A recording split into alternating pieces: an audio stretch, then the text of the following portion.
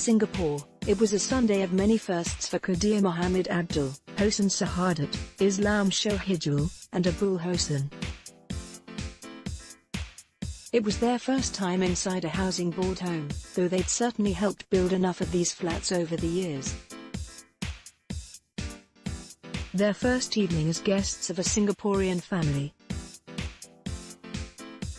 Their first taste of a real Singaporean home-cooked meal. On their sole day off after a draining week of 12-hour work days while fasting, the four men from Bangladesh had spent some time at their dormitory in Mandai dressing up for the occasion. Qadir, the elder brother of the group, sported a striped shirt, Sahadat and Shohijul donned Punjabi suits, while Abul, the youngest, filled out a shirt and vest. They were upbeat if a tad nervous as the hour of iftar, the breaking of the fast during Ramadan, drew closer. When asked, Qadir brushed it off with a laugh and the Singlishism he'd picked up after 6 years in Singapore. "No la, scared for what?" he said, as they navigated the confusing layout of the HDB block's circular void deck, trying to find the way up to the third-story unit. "Happy la, our first time here." Waiting for them were their Singaporean hosts, Siti Zawiya, a nurse in her late 30s, and her husband, interior designer Fadzullah Hussain. When Siti learned that a friend who works at CNA Insider was documenting the lives of migrant workers this Ramadan, she thought this would be a good opportunity to take that first step to invite them to dinner, a gesture of appreciation for what they'd done for Singapore, as well as sympathy for the fact that they were thousands of miles from home during this time. Read Part 1, My Heart Cries, Muslim migrant workers ache for family, but find support from bosses over the years. Siti and Fadzullah have shared trays of food with migrant workers while breaking fast at the mosque during Ramadan. "We've been wanting to invite them over, but we just didn't know how to approach someone and say, 'Oh, do you want to come to our house?' And so, Siti asked her parents if they could host the 4 Bangladeshis at their 5-room flat, the roomy venue for countless family gatherings. It was an instant yes, no apprehension whatsoever. Siti and her parents, husband and niece Maisha. In fact, Madam Sukati Mustafa, a homemaker in her mid-60s, asked if more of their fellow workers could come. Their enthusiasm, Siti reckons, springs her father's time as a dry dock fitter at Keppel Shipyard, where he worked for 4 decades alongside migrant workers. The family had grown accustomed to hearing Mr. Muhammad Lamin talk affectionately about his colleagues from Bangladesh, Myanmar, and India. He understands how they have been away from family, so it's always been in his nature to bring food from home for them, Said Siti. Happiness and tears for iftar with their special guests that night. MDM Sukati had prepared well-loved family dishes such as sambal prawns, pan-fried mackerel fillets, stir-fried vegetables and chicken curry. Siti's younger sister and brother-in-law also came over with their young children. At 6:30 p.m., Qadir and his friends showed up at the door.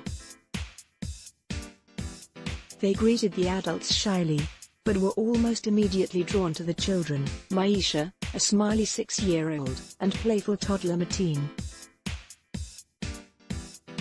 The 4 special guests, with Mateen in Abul's arms.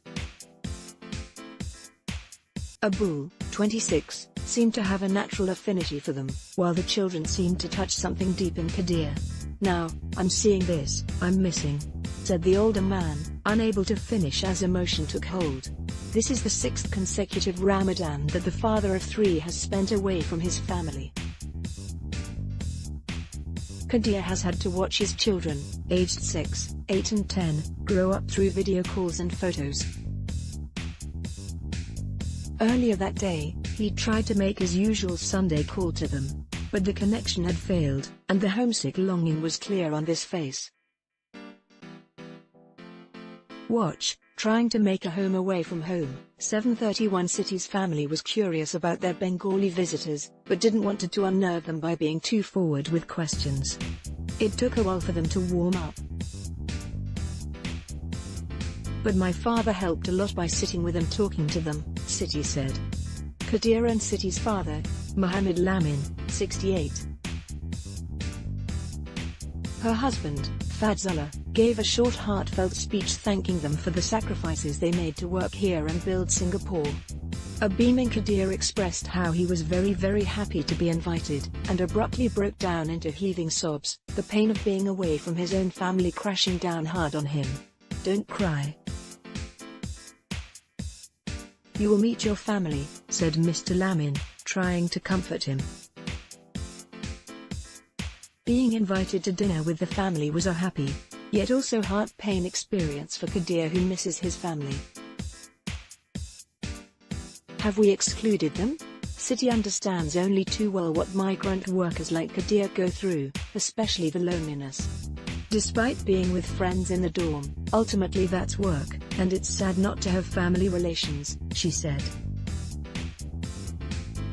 Relying on mobile phones, how happy can they really be? In 2015, soon after she and Fadzullah got married, the couple organized a small backpack and toiletries donation drive for migrant workers. The idea came about when Siti spotted a worker on the train with a dirty, tattered bag. "My niece had a nicer bag," she thought. The couple collected more than 100 backpacks filled with hygiene essentials. But when they tried to hand these out for free to workers near construction sites, they were quite apprehensive, said Siti. "It was as if they felt they didn't deserve any goodness from us." Another backpack donation drive the couple organized in 2017. Siti's Zawiya. The couple then contacted advocacy group Transient Workers Count 2, TWC2, which among other things, runs a free food program for destitute workers in Little India. Being there and handing out the remaining backpacks was an eye-opening experience, Siti said. They met migrant workers who could no longer work due to injuries, but had no savings to return home, so they were pretty much in limbo. Some of these workers could not believe that they could keep the bags for free. "Do I have to do something?" they would ask me. I'd say, no, it's yours to keep." That was when I asked myself why they would react this way. "What does it say about us? Have we always excluded them?" added Siti. Fadzullah and Siti giving away backpacks and hygiene packs to migrant workers in 2015. Photo, Siti Zawiya. Nicholas Harrigan, a university lecturer who volunteers as one of TWC2's research coordinators, said that despite adversity, overall these men are resourceful and proud. But, they are away from home, they work long hours for low pay, and they're often in considerable debt, he noted. All of these can contribute to poor mental health. But job insecurity, agent fee debt and verbal harassment by supervisors are the most damaging.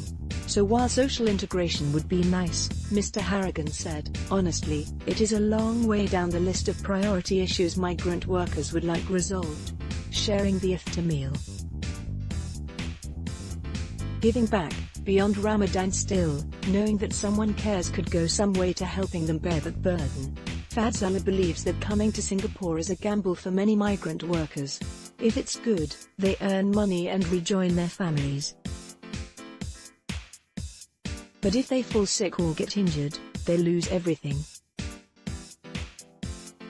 No money, no future for them or their families.